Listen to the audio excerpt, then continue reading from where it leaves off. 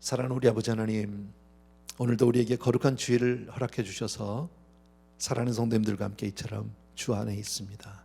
주님을 향합니다. 주님을 바랍니다. 오늘도 예배를 통해서 우리 한 사람 한 사람 주의 말씀을 듣게 하여 주시옵시고, 사랑하는 아버지, 귀한 성도님들 또 한 번 말씀을 통해서 세상을 능히 이길 수 있는 능력과 힘을 허락하여 주시옵소서.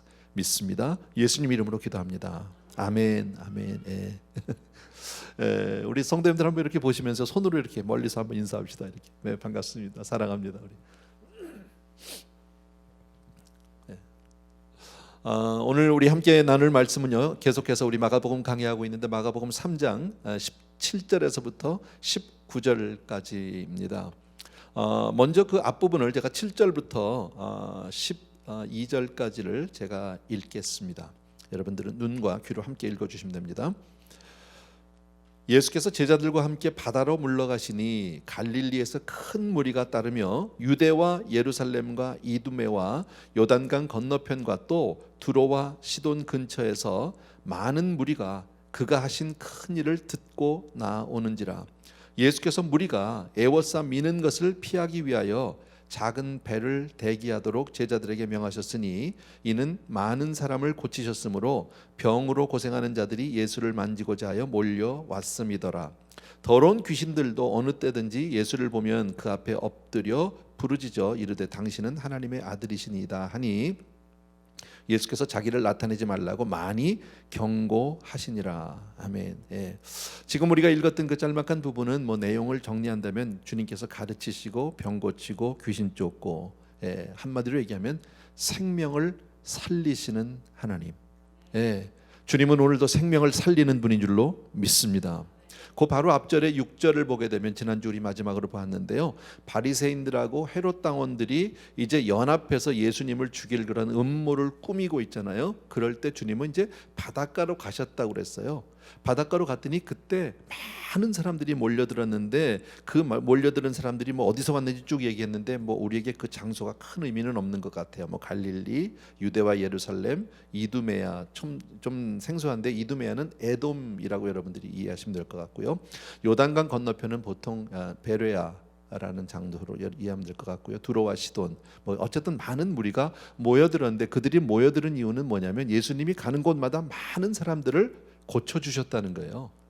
많은 병든 자들이 예수님을 만나고 나았다, 귀신 들린 자들이 자유하게 됐다, 이런 소문을 듣고 많이 몰려들었다고 이렇게 오늘 성경이 말씀하고 있잖아요.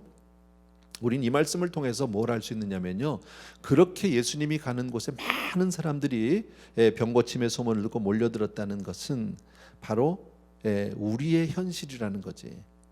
다들 괜찮아 보이지만 사실은 우리 주변에는 이렇게 아픈 사람들이 많은 거예요, 여러분. 다들 괜찮아 보이죠, 겉으로는요.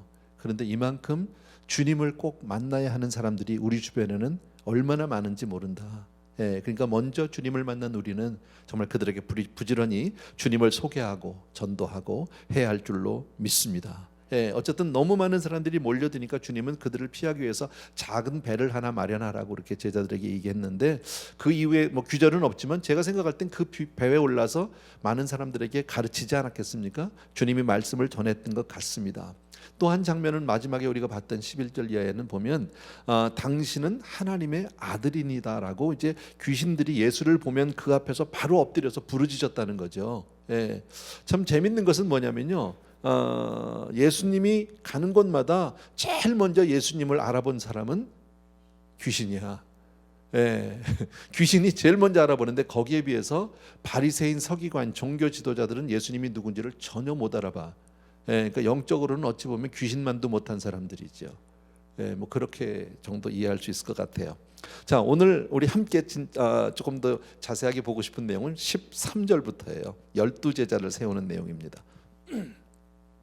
12제 제가 읽겠습니다. 13절 이하를 또 산에 오르사 자기가 원하는 자들을 부르시니 나온지라. 이에 12를 세우셨으니 이는 자기와 함께 있게 하시고 또 보내사 전도도 하며 귀신을 내쫓는 권능도 가지게 하려 하심이로라. 이 12를 세우셨으니 시몬에게는 베드로란 이름을 더하셨고 또 세베대의 아들 야고보와 야고보의 형제 요한이니 이 둘에게는 보아너게 곧 우레의 아들이란 이름을 더하셨으며 또 안드레와 빌립과 바돌로메와 마테와 도마와 알페오의 아들 야고보와 및 다데오와 가나나인 성경이 이렇게 돼 있죠. 가나나인 시몬이며 또 가롯 유다니 이는 예수를 판 자더라. 아멘. 예. 자, 12제자를 세우시는 주님의 이제 그 모습을 지금은 그 내용을 써놨는데요. 예. 주님은 정말 가는 곳마다 지금 이제 뭐 복음서가 마가복음이 시작한 지 불과 얼마 되지 않았지만 가는 곳곳마다 얼마나 많은 사람들을 고쳐 주셨고 많은 사람들에게 물론 말씀도 전해 주셨고 또 그렇게 했어요. 그러니까 수많은 사람들이 몰려들었어요. 주님 주변에는 항상 많은 군중들이 있었다는 것을 우리가 알 수 있는데 그러나 주님은 그 많은 군중들에 머물지 않으셨다라는 거죠. 사실 이 인기를 피한다는 것은 결코 쉬운 일은 아니에요, 여러분. 우리는 뭐 그렇게 인기인이 돼보지 않아서 잘 모르지만 그 인기, 대중을 피한다, 대중에 머물지 않는다는 것은 쉽지 않은 일이지만 주님은 그 많은 대중들을 향해서 복음을 전하고 고쳐주셨지만 주님의 진짜 특별한 그 마음은 12제자에게 있었다라는 것을 오늘 확인할 수 있고요. 그리고 주님은 그들을 불러서 날마다 그들과 교제하셨고 그리고 그들로 하여금 주님과 더욱더 친밀하게 사귀고 교제하게 하기 위해서 그들과 함께 하셨다는 것을 알 수 있죠. 그래서 우리 주님은 제자들과 함께 먹고 자고 그리고 함께 생활하면서 그들을 훈련하셨어요. 그러니까 주님이 제자들을 훈련하신 그 방법은 지식적으로 한 것이 아니라는 것을 우리가 알 수 있어요. 지식이나 이론을 가르치신 것이 아니라 삶으로, 생활로 그들에게 가르쳤다. 제자 훈련은 이렇게 삶으로 하는 것이 맞는 거예요. 근데 이것은 얼마나 중요한지 몰라요. 주님이 왜 제자들과 그렇게 훈련을 합니까? 앞으로 그들이 이제 나가서 사역을 하고 그들이 이제 이 복음 전파를 위해서 하려면 반드시 이런 훈련이 있어야 한다. 삶을 나누지 않으면 안 되는 것 같아요. 교회도 마찬가지죠. 사역자들도 똑같습니다. 그래서 저는 제자들에서 몇 가지를 좀 정리를 해봤는데 첫 번째 우리 보여주십시오. 1번입니다. 같이 한번 읽읍시다. 시작. 제자는 예수님이 선택하고 부른 사람이다. 너희가 나를 택한 것이 아니요 내가 너희를 택하여 불렀나니 이는 너희로 가서 열매를 맺되 풍성히 맺게 하려 함이니라. 너희가 나를 택한 게 아니래요. 주님이 친히 12제자를 세웠는데 그들은 자기 스스로가 제자가 되기 위해서 자원해서 나온 사람들이 아닙니다. 주님이 그들을 택하셨습니다. 그러니까 내 스스로는 사도가 될 수 없어요. 제자가 될 수 없다라는 걸 알 수 있죠. 내 스스로가 선택해서 목사하겠습니다, 선교사하겠습니다, 그럴 수 없다라는 거예요. 그러니까 우리는 사역 이전에 부르심이 제일 먼저예요. 하나님이 나를 부르셨느니까 우리 항상 뭐 신학을 한다든지 사역자가 되기 전에 우리가 묻는 것은 콜링이 있느냐 이제 이렇게 묻는 거죠. 택하심과 부르심이 없다면 제자가 될 수는 없다라는 거죠. 주님을 따를 수는 있어요. 수많은 군중들처럼 주님을 따라다닐 수는 있고 말씀을 들을 수도 있어요. 그러나 그들이 제자로 세움을 받을 수는 없고 사도가 될 수는 없다라는 겁니다. 또 한 가지, 만일 하나님이 나를 부르셨다면 분명히 알아요. 불렀나 안 불렀나 이런 분들이 있잖아요. 부른 것도 같고 콜링을 받은 것도 같고 아닌 거예요. 그건요. 내가 결혼을 한 것도 같고 안 한 것도 같고 한 거예요? 안 한 거예요. 그건요. 성령을 받았나 받은 것 같기도 한데 아닌 것 같기도 안 받은 거예요. 고민할 거 없어요. 받으셔야 돼요. 그런 분들은요. 아시겠죠? 제자로 부름받는 것도 똑같다라는 거죠. 그리고 또 한 가지는 주님이 나를 부르셨다면 분명히 하나님이 나를 택하셨다. 아멘. 뭐 제 이야기는 제가 여러 번 했기 때문에 안 하는데 저는 이 문제를 놓고 사실 초기에 제가 하나님 앞에 부르심에 대해서 한 2년 정도 고민하고 확인을 했어요. 신학교 들어가기 전에. 그래서 그 부르심이라는 것이 저의 그 사역 기간 동안에 많은 이제 힘든 일도 있고 가다가 뭐 좌절될 때도 있고 많죠. 벽에 부딪힐 때가 있는데 그 부르심이라는 확신이 있기 때문에 그 모든 것을 견뎌낼 수 있고 이겨나갈 수 있더라고요. 그게 없었다면 아마 뒤로 돌아갔게 됐을지도 모르겠어요. 여러분, 또 한 가지, 만약에 여러분들을 하나님이 택하시고 부르셨다면 감사하고 기뻐하셔야 돼요. 왜냐하면 택하셨기 때문에 책임지실 거예요. 우리가 할 일은 순종만 하면 되는 거예요. 내가 결과에 책임질 필요 없어요. 아멘. 부르신 분이 할 테니까요. 근데 성경은 뭐라고 말합니까? 주님은 약한 것을 들어서 강하게 하시고 어리석은 자를 들어서 예, 지혜로운 자를 부끄럽게 하신다 그런 거죠. 없는 것을 들어서 있는 것 같이 하시겠다라는 거죠. 주님이 쓰시면 되는 줄로 믿습니다. 아멘. 그래서 제자는 예수님이 선택하고 부른 사람이다. 아멘. 두 번째입니다. 2번 같이 읽습니다. 시작. 제자는 기도로 세워진다. 예, 이것은 오늘 우리가 읽었던 마가복음에 나오지 않는데요. 누가복음 6장에 보면 이 말씀이 나옵니다. 예수님이 제자들을 부르시기 전에 밤새도록 산에 가서 철야기도를 하신 내용이 나옵니다. 예. 주님은 사실 공생의 3년 동안에 매일 기도하셨죠. 늘 기도하셨습니다. 그리고 늘 기도를 통해서 하나님과 교제하셨던 것을 우리는 복음서를 통해서 아는데, 그러니까 주님이 기도하셨다고 하는 것은 그렇게 특별한 일이라고 얘기할 수는 없어요. 그런데 성경을 보면 철야 기도를 하신 일은 별로 없어요. 새벽에 기도하고 뭐 이렇게 하셨죠. 예, 때를 따라 기도하시기도 하고요. 한적한 곳에 가서 기도하시기도 하고, 성경에 이런 표현은 많이 있는데 산에 가서 밤이 새도록 기도한 것은 그리 많지 않아요. 예. 자, 그 정도로 간절히 기도했다라는 거죠. 주님은 제자를 세우기 전에, 제자들을 부르시고 세우기 전에 특별히 산에 가서 간절히 철야하며 기도할 정도로 그렇게 간절히 기도하셨다는 것을 우리가 성경에서 알 수 있어요. 누가복음 6장 12절을 제가 읽을게요. 이때에 예수께서 기도하시러 산으로 가사 밤이 새도록 하나님께 기도하시고 그랬어요. 밤이 새도록 기도하시고. 예. 아까도 방금 말씀드린 대로 늘 주님이 기도한 모습은 많이 있어요. 물론 이렇게 산에 가서 밤새도록 기도한 내용이 또 하나 나오긴 합니다. 밤이 새도록은 아니지만 어쨌든 그렇게 기도한 내용이 언제 나오냐면 겟세마네 동산이에요. 근데 그때는 조금 다른 게 뭐냐면 십자가를 앞에 두고 있는 거잖아요. 주님의 순환과 십자가를 바로 이제 두고 그때 매달리는 그 간절하고 처절한 기도는 우리가 이해할 수 있어요. 그런데 12제자를 부르는 일이 그렇게 밤을 샐 만큼 기도한 일일까? 그렇게 지금 이게 무슨 위급한 상황일까? 이런 우리는 질문을 해볼 수 있잖아요. 그런데 누가복음 6장 13절 말씀을 보면, 제가 읽을게요. 밝음에 이제 밤이 샜어요. 그 제자들을 부르사 그 중에서 12를 택하여 사도라 칭하셨다라는 거죠. 그러니까 꼬박 밤을 새우시고 그리고 나서 기도하시고 그리고 12제자를 제자로 사도로 부르셨어요. 그러니까 그렇게 간절하게 밤새도록 기도한 것은 사람을 세우기 위해서 그렇게 하셨다라는 거죠.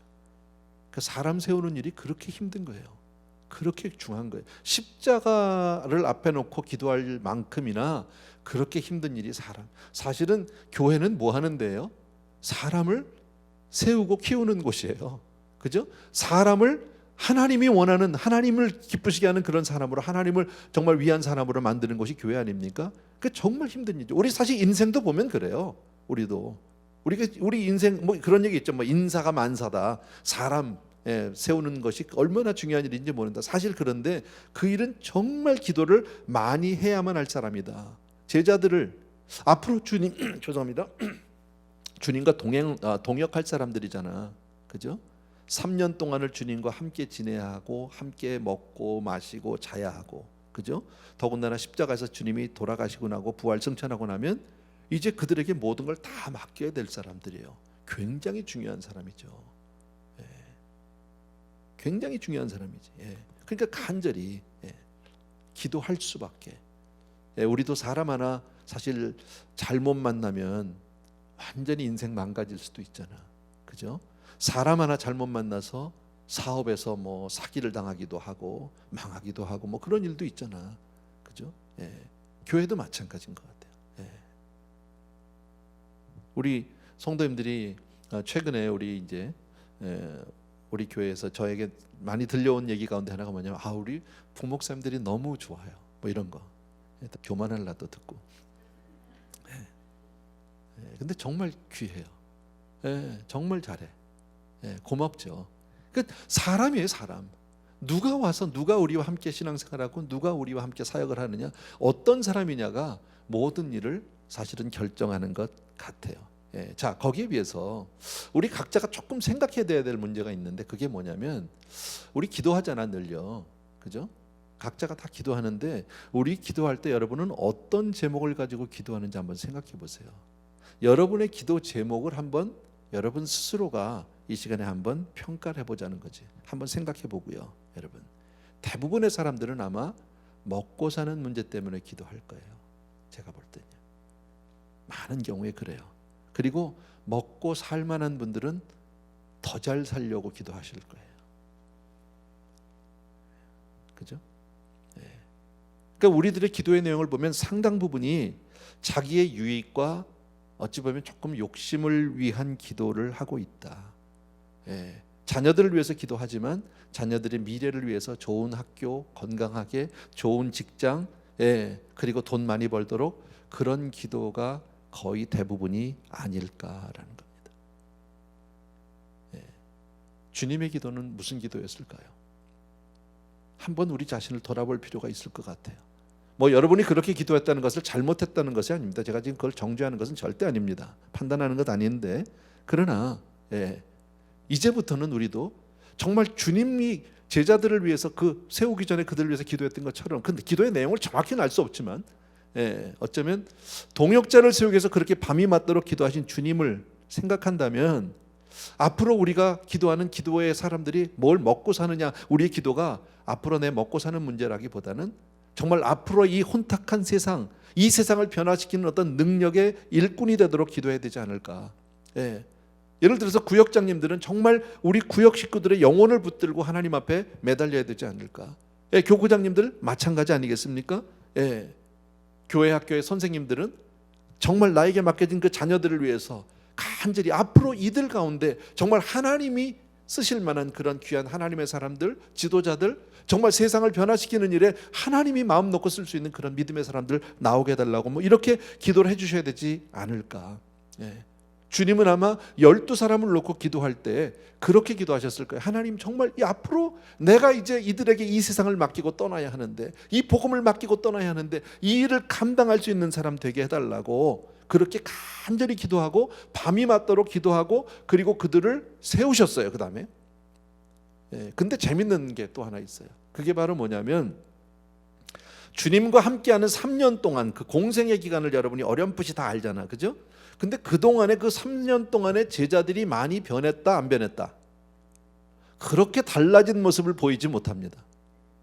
저들끼리 네가 높냐 내가 높냐, 네가 크냐 내가 작으냐 서로 키재기하는 모습도 많이 있었고요.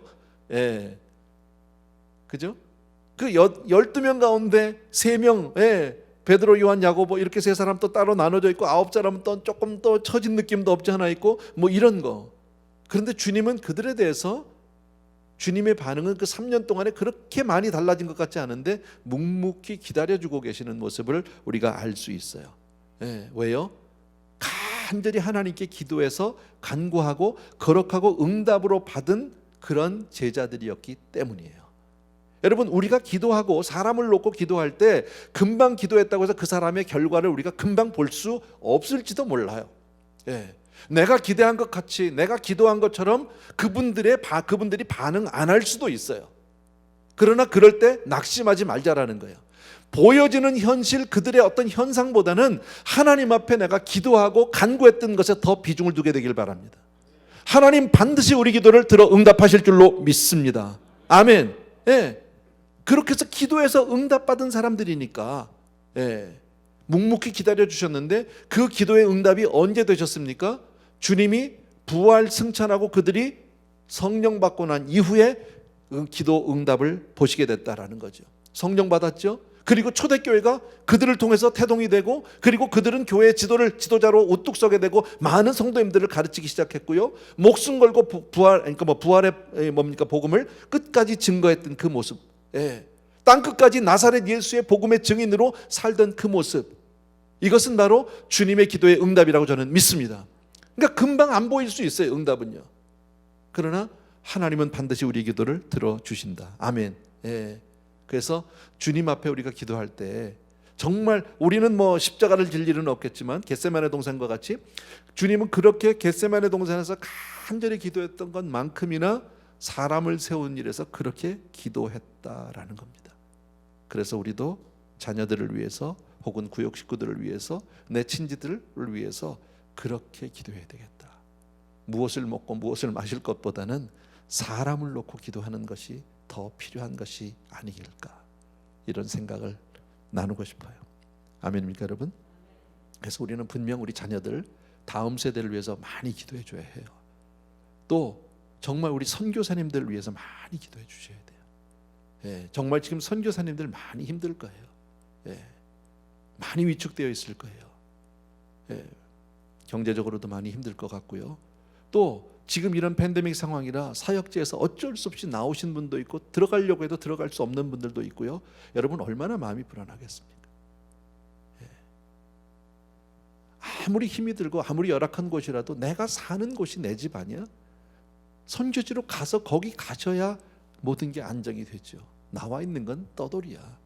예. 방랑자 유랑자와 같은 그런 삶일 거란 말이지. 그럴 때 우리가 해드릴 건 뭐예요? 기도밖에 없는 거죠. 예, 기억해 주시면 좋겠습니다. 세 번째입니다. 3번 같이 한번 읽습니다. 시작. 제자는 태어나는 게 아니라 만들어진다. 뭐 어려운 얘기는 아니겠죠. 예수님이 택한 12사람들 우리가 늘 아는 대로 대단한 사람이 없다라는 거죠. 예, 많이 배운 사람도 좋은 가문의 배경을 가진 사람도 세상적으로 어떤 지위나 어떤 무슨 뭐 힘을 가진 사람도 아무도 없어요. 차라리 보통 이하 평범 이하의 별 볼 일 없는 사람들이라는 것 우리가 잘 알죠. 예. 그런데 마침내 가룟 유다 한 사람을 제외하고는 모두 훌륭한 사도가 되었다. 인정하시죠? 예. 가룟 유다 한 사람 외에는 모두가 훌륭한 사람. 정말 하찮은 그런 사람들이 예수님으로 말미암아 정말 믿음의 영웅이 되었다는 거죠. 그리고 모두가 하나님 앞에 가장 귀한 순교로 그들의 삶을 마치게 됩니다. 예, 참고로 제가 조금 정리해 봤는데 혹시 자료를 보여줄 수 있습니까? 한번 보겠습니다. 시몬 베드로죠. 베드로라는 이름은 주님이 시몬에게 붙여준 사실은 별명이죠. 12제자 가운데 별명을 붙여준 분이 사람이 셋 있어요. 그 중에 하나가 이제 베드로. 예, 그는 우리가 아는 대로 거꾸로 십자가에 달려서 순교합니다. 예. 또 야고보와 요한 두 형제인데 오늘 우리가 읽었던 마가복음에 나오지만 보아너게라는 별명을 붙여주죠. 우레 아들. 아마 성격이 다혈질이었었든지 열정이 많았든지 뭐 자세한 내용은 잘 모르겠습니다. 예. 근데 내용을 보면 야고보는 헤롯의 칼에 의해서 참수당하죠. 최초의 순교자입니다. 사도행전에 나오는 대로요. 예. 요한, 그는 끓는 기름 가마에 던져졌는데 죽지 않았대요. 그래서 어쩔 수 없이 그를 반모섬으로 유배를 보냈는데 거기서 환상을 보고 요한계시록을 그가 기록을 하게 됩니다. 결국 그렇게 해서 마지막 순교를 하게 되죠. 12제자 가운데 가장 오래까지 살아남았던 제자가 바로 요한이죠. 그 다음에 안드레, 그는 처음으로 주님을 찾아왔던 사람이고요. 기록에 의하면 그리스의 마드라에서 X자형, 그러니까 십자가는 이렇게 되는데 X자잖아요. X자, 이게 비스듬히 놓은 X자형 십자가에서 순교를 했다라고 되어 있고요. 빌립, 주님께서 처음으로 부른 사람입니다. 그는요. 근데 그는 소아시아에서 교수형으로 죽었다는 말도 있고 돌에 맞아서 순교했다는 말도 있고 어쨌든 순교로 그의 삶을 마칩니다. 바돌로메 혹은 나다나엘이라고 하는 사람인데 괴사가 없는 사람이라고 주님이 직접 그에게 칭찬했던 사람입니다. 알메니아에서 피부가 벗겨지고 참수를 당했다는 기록이 있습니다. 마태, 그는 세리였었죠. 우리가 잘 아는. 이디오피아에서 칼로 그렇게 죽임을 당하고 순교합니다. 도마, 회의주의자죠. 의심이 많았던 사람인데 인도에서 창에 찔려 죽었다고 되어 있고요. 다른 야고보, 아까 나왔던 야고보 요한 그게 아니라 다른 야고보입니다. 여기에 대해서는 성경에 기록이 없어요. 아는 바가 없어요. 이 사람은요. 그런데 그 기록에 의하면 예루살렘에서 돌과 몽둥이로 맞았대요. 그런데 안 죽고 다시 살아나서 그 다음에 톱으로 잘려서 순교했다. 톱을 켜서 죽었다. 다데오라고 하는 별명을 가진 유다. 이 사람의 이름은 유다, 작은 유다 혹은 뭐 다데오 이렇게 얘기하는데 이 사람은 메소포타미아에서 칼에 맞아 죽었다는 기록이 있고요. 가나안인 시몬, 이 시몬은 베드로가 아닌 또 다른 시몬이에요. 같은 이름이겠죠. 그는 그 당시에 이 독립군이라고 해야 될까요? 어떤 셀롯 당원이라는 그런 당원이 있었답니다. 그 당시에. 근데 아주 그 반정부적 그리고 아주 뭐랄까 아주 그 격한.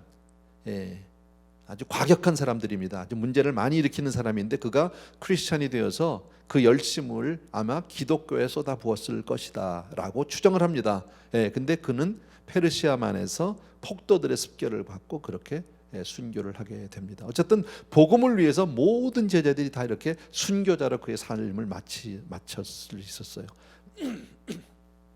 가룟 유다 한 사람이죠. 나머지 사람들처럼 그도 11 제자처럼 그도 택함을 받았고요. 주님과 함께 있으면서 정말 귀신을 쫓을 권세도 받았습니다. 그런데 그는 주님과 한 번도 아주 친밀한 교제를, 정말 마음을 트고 함께 삶을 나누는 그런 교제를 한 적이 없었다라는 겁니다. 복음을 전하라는 그런 임무를 받았는데 바로 예수님을 배반하고 자살합니다. 주님께서 그에게 분명 귀신을 내어 쫓으라고 그런 권세를 주셨는데 오히려 사탄이 그의 마음속에 들어갔던 사람. 정말 슬픈 제자죠. 뭐 제자라고 얘기해야 될지는 모르겠지만 이런 제자들을 보게 되면 제자는 만들어지는 거예요. 평범한 사람들이에요. 그렇다면 우리에게도 소망이 있다라는 거지. 우리도 주의 손에 붙들리면 되는 줄로 믿습니다.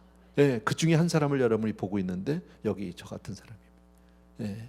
뭐 사도까지는 아니지만 저 같은 사람이 정말 별 볼 일 없는 사람이 그래도 에브리데이 교회 담임 목사 아니야? 별로 좋아 안 하는 것 같은데 마지막 네 번째입니다. 네 번째 같이 읽습니다. 시작. 제자는 보내기 위해서 선택된 사람이다. 하나님이 우리를 부르실 때 그냥 부르신 게 아니죠. 이유가 있죠. 보내심을 받는. 사도라는 말은 아포스톨로스, 보내심을 받은 자, 뭐 이런 얘기를 하는데 마찬가지입니다. 주님은 그들을 보내서 정말 복음을 전하게 하시고 병든 자를 고치게 하시고 귀신을 쫓아낼 수 있는 권세를 주셨어요. 제자들에게. 그렇다면 여러분, 저와 여러분을 하나님이 우리를 제자로 부르셨다면 주께서 우리에게도 그런 권능 주신 줄로 믿습니다. 그러니까 아픈 형제를 위해서 믿음으로 기도하세요. 뭐 손에서 불이 나가는 것도 아니고 전기가 찌릿찌릿 오는 것도 아니야. 괜찮아요. 그러나 분명히 하나님 우리에게 그 이름을, 그 권세를 사용할 수 있는 퍼밋 주셨어요. 아멘. 여러분, 교통순경이 손을 들면 차가 서는데 그는 그 손을 들 때 차가 서는 이유는 그가 받은 경찰이라는 그 권위 때문이에요. 옷만 벗으면 아무것도 아니에요. 똑같아요, 우리랑요. 그죠? 그때는 옷 벗고 평상복으로 갈아입고 손을 들면 차는 서지 않아요. 대단한 능력이 있는 게 아니죠. 주님께서 분명히 우리에게 그런 권세를 주신 줄로 믿습니다. 귀신을 제어하는 능력이 있는 줄로 믿습니다. 근데 주님이 그렇게 권능으로 무장시키고 복음을 주시고 하는 이유는 뭐예요? 보내시려고 여러분. 가는 곳곳마다 정말 주의 복음을 전하고 그렇게 우리를 사용하시길 원한다. 그래서 이런 얘기하죠. 교회는 모이는 것도 있지만, 모이기 위해서 우리가 교회에 모이기도 하지만 또 하나는 흩어져야 된다. 교회에서 잘 훈련되고 우리가 영적으로 충만함을 받으면 나가서는 우리가 흩어져서 복음을 전하는 사도의 직분을 감당할 수 있는 저와 여러분 되기를 바랍니다. 그래서 우리가 복음서의 마침을 보면 꼭 기록을 제가 드렸는데요. 봅시다.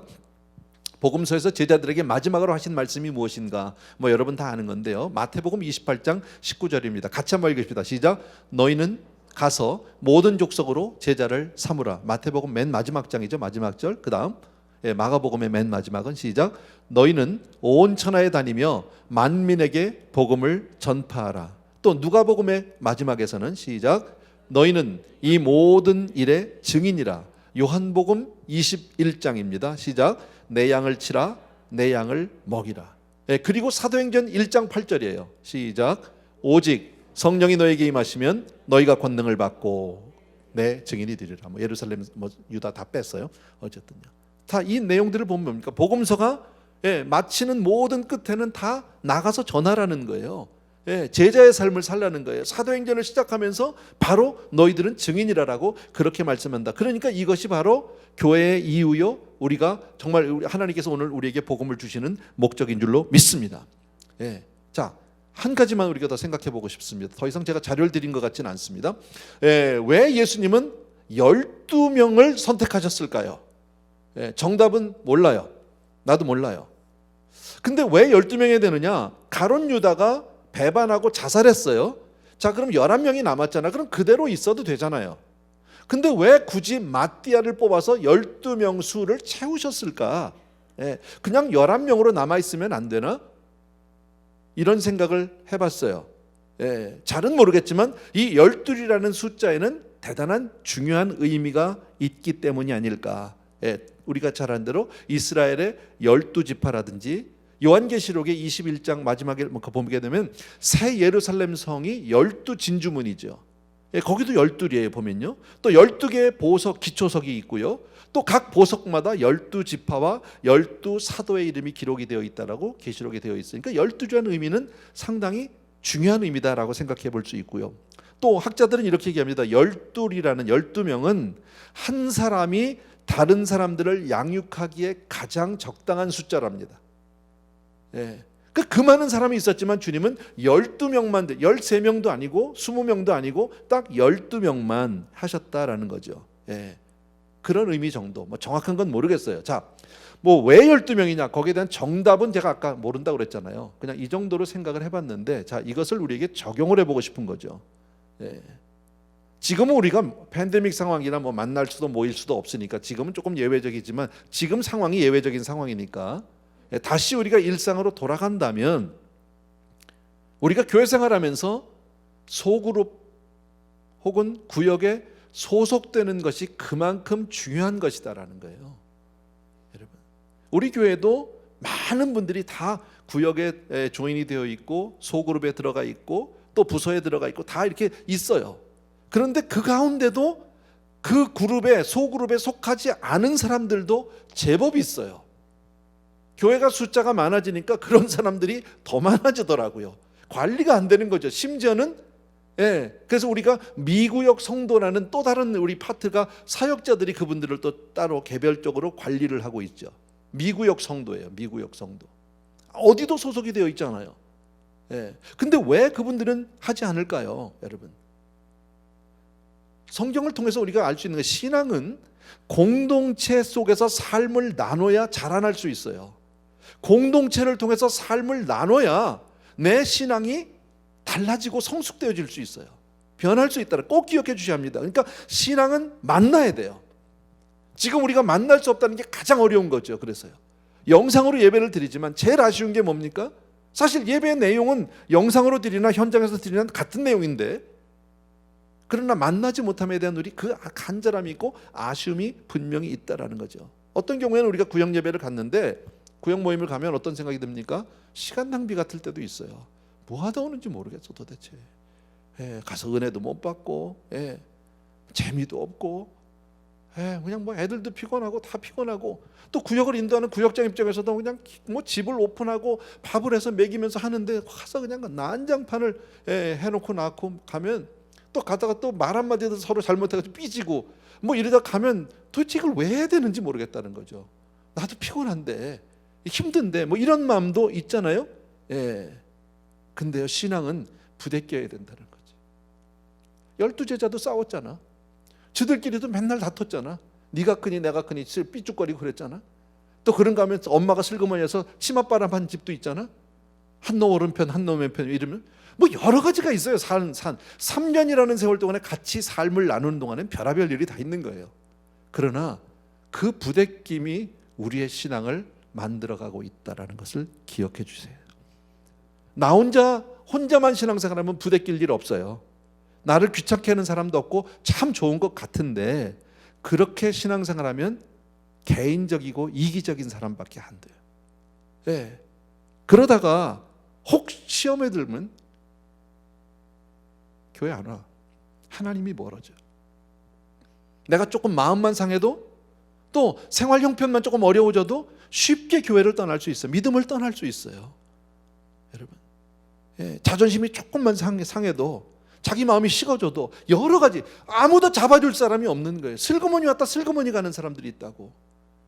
떠났는데 떠났는지도 모르는 얼마나 손해냔 말이지. 무엇 때문에 제가 늘 말씀드려요. 우리 교회도 많은 부서가 있고 많은 우리 그 공동체들이 있는데 교회 안에 왜 그걸 합니까? 솔직히 한 예를 들어서 교회가 무슨 밥 먹으러 오는 데입니까?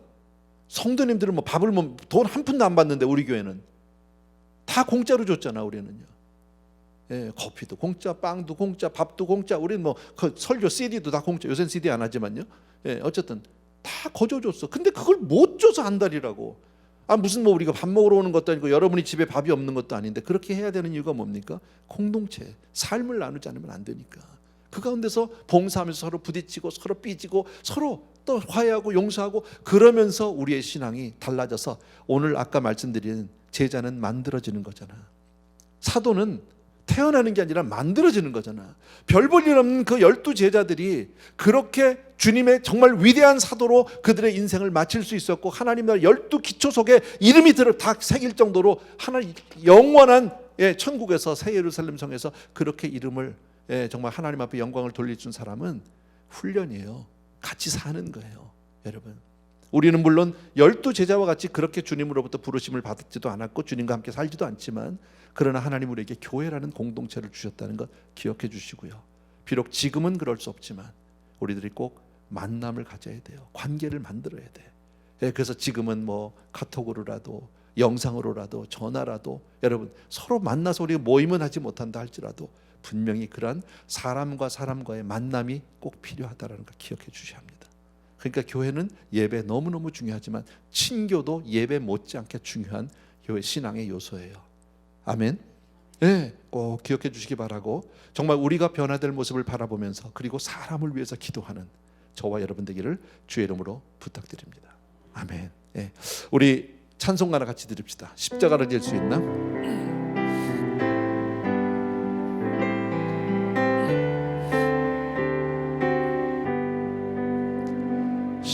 십자가를 질 수 있나 주가 물어보실 때 죽기까지 따르오리 성도 대답하였다.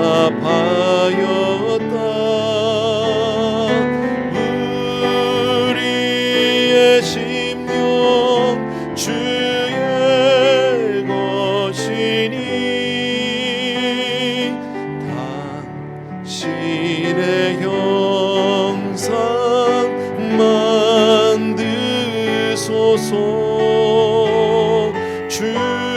주인도 따라 살아갈 동안 사랑과 충성 늘 바치오리.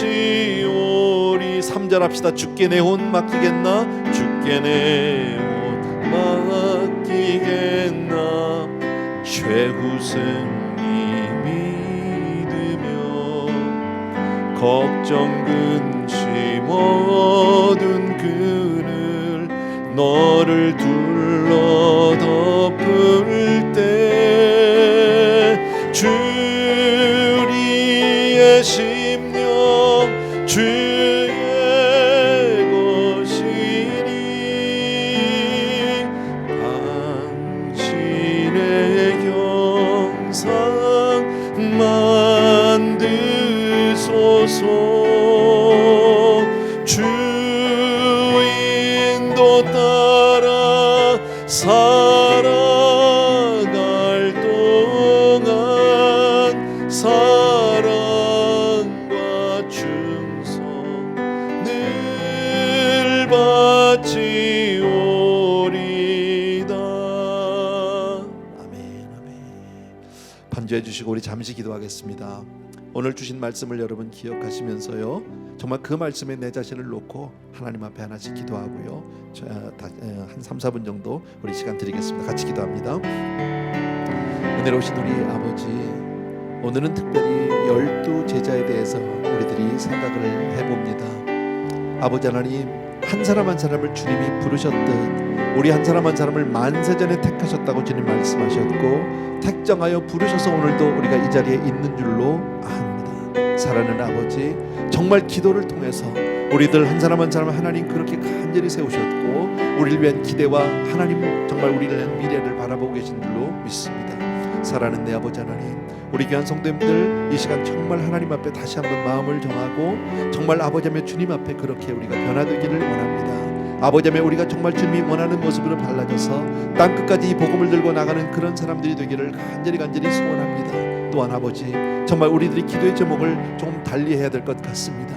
아버지 하나님 한 사람을 세우는 일에 정말 아버지 하나님 우리 정말 미래를 위해서 그렇게 놓고 간절히 하나님 앞에 기도하게 도와주시기 원하고, 우리 자녀들을 위해서 무엇을 먹을까 무엇을 마실까 무엇을 입을까를 기도하기보다는 어떤 사람이 될지 하나님 앞에 정말 쓰임받는 그런 복된 사람들로 다 변화받기 위해서 우리가 그들의 미래를 놓고 이웃들을 위해서, 선교사님들을 위해서, 정말 귀한 아버지 무명의 목사님들을 위해서 우리가 그렇게 기도하는 우리 성도님들 될 수 있도록 도와주시기를 간절히 소원합니다. 우리의 마음과 생각이 항상 주를 향할 수 있도록 도와주심을 진심으로 감사하고, 오늘도 말씀을 통해서 다시 한번 우리의 마음을 아버지 하나님의 죄 정말 새롭게 해주시니 진심으로 감사를 드립니다. 모든 성도님들을 다시 한번 축복하여 주옵소서. 예수 이름으로 기도합니다. 아멘. 우리 조용히 자리에서 일어나셔서 3절만 다시 한번 합시다. 주께 내 온 맡기겠나 최후승이 믿으며 걱정 근심 얻은 그는 너를 둘러 덮을 때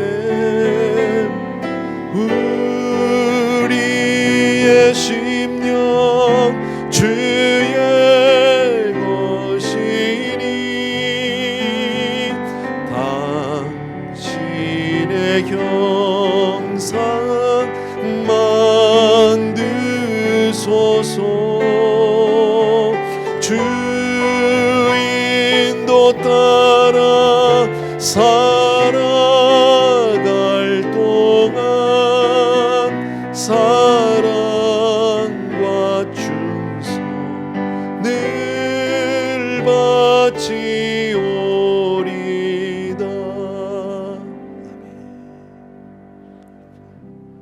사랑하는 우리 아버지 하나님, 오늘도 귀한 예배를 주셔서 주의 말씀을 들을 수 있게 해주셨습니다. 그리고 우리 마음 가운데 잔잔한 감동과 충격을 주셨고 새로운 마음의 다짐과 결단 주심을 진심으로 감사합니다. 사랑하는 아버지, 주님이 원하는 사람 되게 해주옵소서. 주님을 기쁘시게 하는 사람 되게 해주시고 하나님 주신 이 복음을 들고 정말 이 사명 감당하는 사람들 되게 하여 주시옵소서. 비록 우리는 작은 자고 그렇게 유명한 자는 우리 가운데 없지만, 그러나 사랑하는 아버지, 제자들을 변화시킨 그 주님의 손길이 우리도 붙들고 계신 줄로 믿습니다. 만세전에 우리 한 사람 한 사람을 택정했다고 말씀하셨고 우리를 오늘 이 자리에 있게끔 하신 이가 바로 주님인 것을 믿사오니 아버지여, 정말 주 앞에 가는 그때까지, 그날까지 사랑하는 성도님들이 잘 준비되고 훈련되어서 하나님을 기쁘시게 하는 그렇게 쓰임받는 모든 성도님들 다 되게 하여 주시옵소서. 감사합니다. 오늘도 귀한 성도님들 저마다 아름다운 예물을 정성껏 준비했고 하나님께 올려드리는데, 이것은 바로 우리의 고백입니다. 우리의 마음입니다. 우리의 삶입니다. 주님, 귀한 성도님들의 삶을 예물로 대신하여 올려드리오니 사랑하는 성도님들의 삶을 받아 주시옵소서. 이제는 우리 주 예수 그리스도의 은혜와 하나님 아버지 그 무한하신 그 사랑하심과 성령님의 오늘도 한 분 한 분 마음 가운데 깊이 감동과 감화와 그리고 임재하심이, 그리고 또 한 번 주를 위해서 끝까지 충성을 다할 수 있는 놀라운 은총이 이 시간 하나님 앞에 고개를 숙인 사랑하는 모든 성도님들 위해와 특별히 선교지에서 하나님을 간절히 바라는 귀한 선교사님들 위해 이제로부터 영원토록 함께 계실지어다. 아멘.